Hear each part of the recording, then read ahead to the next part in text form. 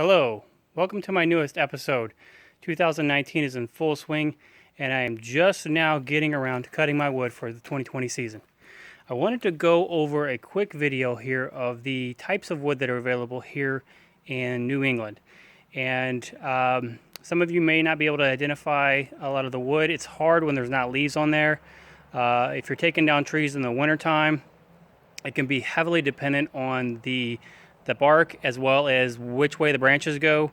So if they alternate, if they have opposing branches, it's not something I'm great at right now. It's something I'm learning.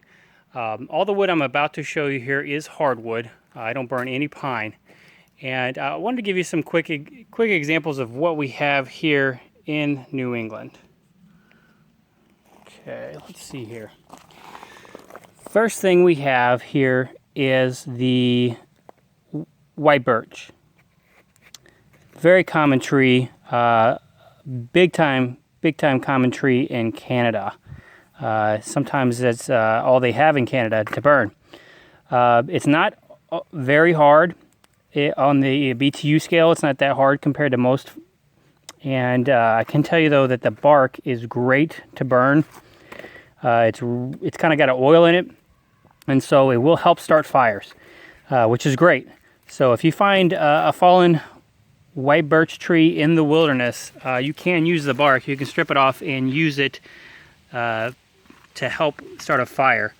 One thing you might notice here in New England is these trees die off pretty quickly. They get some sort of root disease, and I'm not 100% sure if it is a fungus or some sort of beetle that causes it, but essentially the roots die off, and then you'll notice the top of the tree falls off, and then it'll hang around for years before it finally falls, but then it'll be very punky, like this one kind of was. They're hard to split once they get real punky, because they don't crack, they just stay soft. So this is a wood here that I don't burn a whole lot of, but I do use the bark. So on my property there are several of these. I will strip the bark off and I will use it for fire starter. A relative of the white birch here is the yellow birch. Something you can notice here with both of the birch trees is that they have the bark peels off kind of papery. I believe they're called paper birch is one of their names. But this is a yellow birch. As you can tell, it does have some green, yellow, gray color to it. The inside is it's a much more high. It's higher up on the hardwood scale than the white birch, so you'll get more BTUs out of it. I do burn this one regularly. They are good wood to burn. Next on this list here of common hardwoods that I have on my property that I burn, this is the beech. It's also called American beech or blue beech. You'll notice that it has a smooth skin to it, and when you split it open, it'll be bright white. Okay, all uniform, bright white. It is a very light wood. Matter of fact, once we get up here to the red oak is twice the weight, even dry, as the beech. One thing you'll notice about the beech, you'll see this maybe when you're hiking, or when you're in areas where there are a lot of people that pass through, like on hiking trails and whatnot, is you can carve into these trees and they will keep it.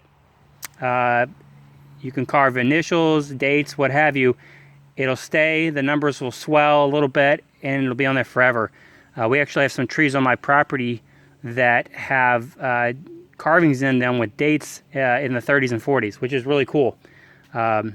They're kind of higher up, so you have to walk around with your neck up to see them. But it's very interesting to see someone carve into a tree 70 years ago, and it's still there and showing.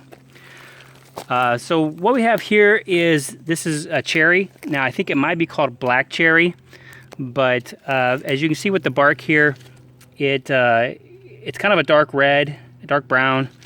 And something I've noticed with the cherry is they smell really sweet when you cut them open.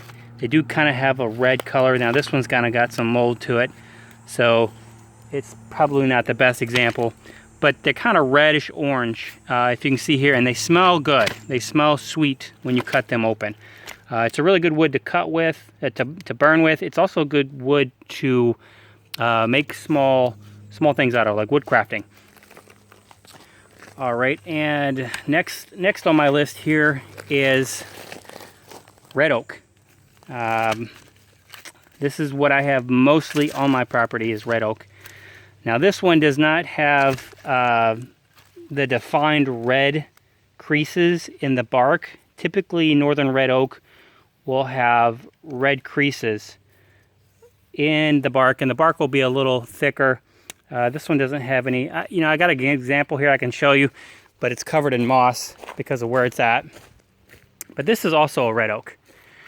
And if you see here, it does have the red creases between the bark, which is a very significant identifier for that tree. And last on my list here, you guys might be able to help me out here with this one. I'm a little thrown off on this. First thing I thought was it was a beech because of how smooth it was. Now I didn't take this tree down myself. The bark is smooth and gray, which says beech, but it also had some peeling. It's definitely not a birch, and the black dots are what's throwing me off. I think it could be a maple with a fungus, but as you can see here, as we flip it over, it is definitely not a birch. It's not a uniform color all the way across, and it actually looks more like the red oak, because the red oak has the color difference as you get closer to the bark. So I don't know, if you know, let me know. I tried to look this up. I think this black dots could be a mold of some sort. It's very possible, and that's what's throwing me off. One last tree example here that I have on the property, but I don't actually have it cut down, is if you're a hockey fan, you know what a maple looks like. So this is maple. You can see the bark here. Now this one's a double tree, so the bark's a little weird. It's two trees growing out of one spot. And I have a lot of moss on my stuff here because we get a lot of shade. But as you can see here, this is easy to identify in the summertime because, of course, the maple leaf that is very, very identifiable. Like I said, if you watch hockey, you know what the red maple leaf looks like. And so these are the trees here that I normally cut. I do have some fir and some different types of pine here. I don't cut them down. Pine is really good to get a fire going, but just because of the mess it causes to clean, I don't like to clean my wood stove that much, so I avoid it. But if I made a mistake on one, please correct me. I'd like to have the right information, but these are the ones I've been able to identify myself, and it is a very common wood for me to burn here in New England. But that's all I have for now. If you want to keep receiving updates on my channel, just hit the like button and subscribe, and you'll see regular updates here. Now that I've got the 2019 season underway, I got a load of wood, so I'll be posting another video here on what I did with this load of wood. It was a really good deal. Couldn't pass it up, so I'll give you the details later in my next video. All right, take care. Bye.